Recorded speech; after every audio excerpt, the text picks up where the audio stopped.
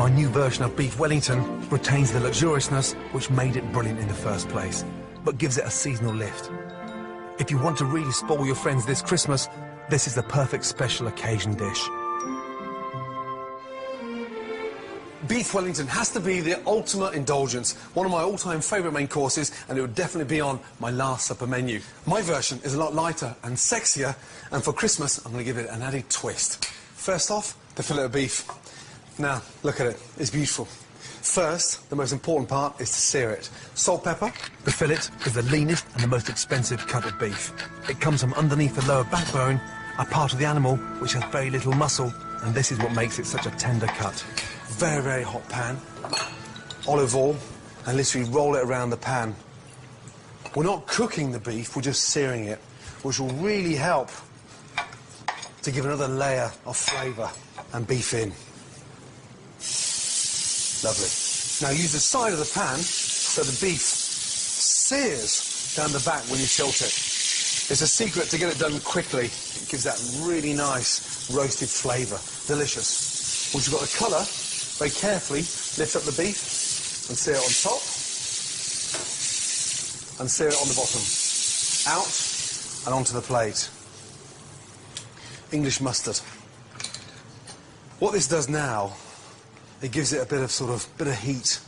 Just lightly brush the mustard over the beef. So really important that you do this as the beef comes straight out of the pan. As the beef starts to cool down, it absorbs all that heat from the mustard. Horseradish is a really nice alternative as well. Just leave that to sit and relax. As the fillet rests, prepare the filling, which is called a duxelle. Put 700 grams of chestnut mushrooms into a blender, add a chopped clove of garlic, season with salt and pepper, and blitz. Christmas wouldn't be Christmas without chestnuts. And just crumble them in to the mushrooms. The chestnut's sweet, nutty flavour works brilliantly with the earthy taste of the mushrooms. And because they contain more starch and less oil than other nuts, they have a much softer texture that is perfect for the filling. That smells amazing. It smells like Christmas. Once the mixture is finely chopped, cook in a hot, dry pan. This removes the water from the mushrooms and intensifies the flavour.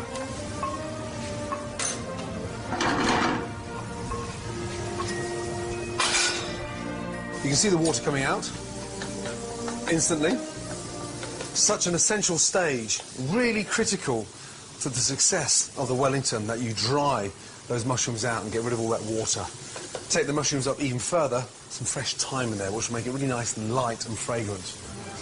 When all the water's been fried off, remove from the pan and leave to cool.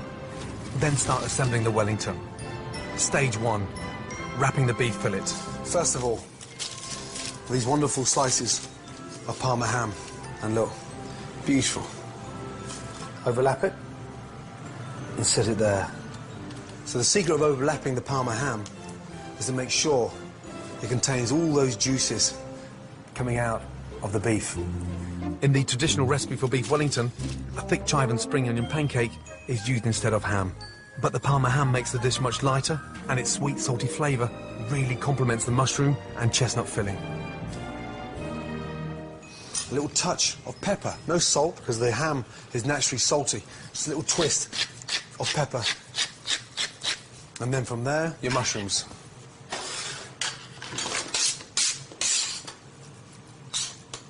And basically, mushrooms go on. Use the back of the spoon to spread them nice and thinly. Half an inch from the ends. Rumples. No. Hop it. Every time there's meat, out he comes. Next, lay the beef on top. And very carefully, fold that over. Now, we're going to lift that up and wrap the beef nice and carefully. So all that mushroom and Parma ham is encasing the beef all the way over. Push it nice and tight. Roll it nice and tight. And go all the way over.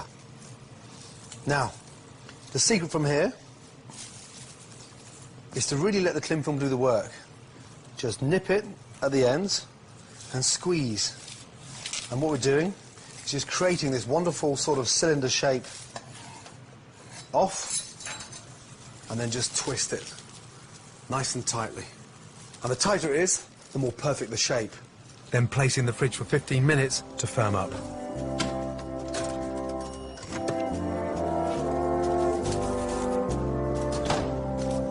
Once it's set, it's ready for the final wrap. A little bit of cling film, puff pastry, beef. Now, very carefully. First roll the puff pastry over the beef until the two edges meet. Then trim off any excess pastry and twist the ends together to ensure the beef is completely sealed in its pastry case. To set that perfectly and get it really nice and firm, to make it really cylinder type, cling film over and just pull that nice and tight.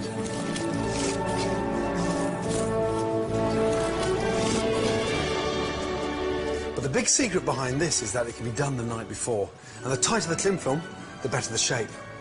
The more even the shape, the more even it cooks. Put it back in the fridge for 5 minutes to firm up again. Then take off the cling film. Almost like the perfect Christmas cracker. To give the pastry a lovely rich golden brown colour when it bakes, brush it with egg yolk. And then finally, you don't have to do this, but it's a chefy thing, a little bit of decoration. Back of the knife, down, and then just twist and mark the pastry. When it comes out of the oven, it's got that wow factor.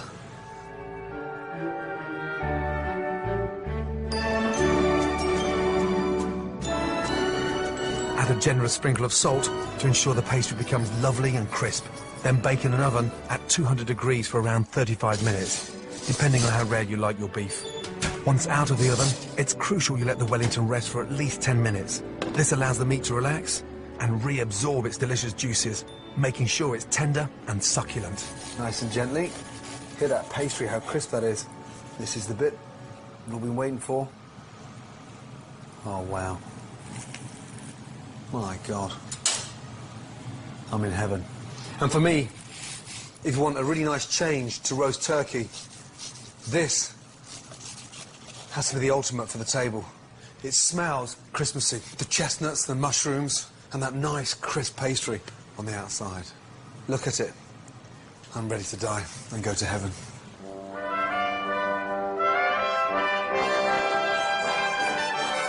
For really special occasions, or as an alternative to turkey for Christmas dinner, serve my beef Wellington with gloriously creamy mashed potatoes and shavings of exquisite white truffle.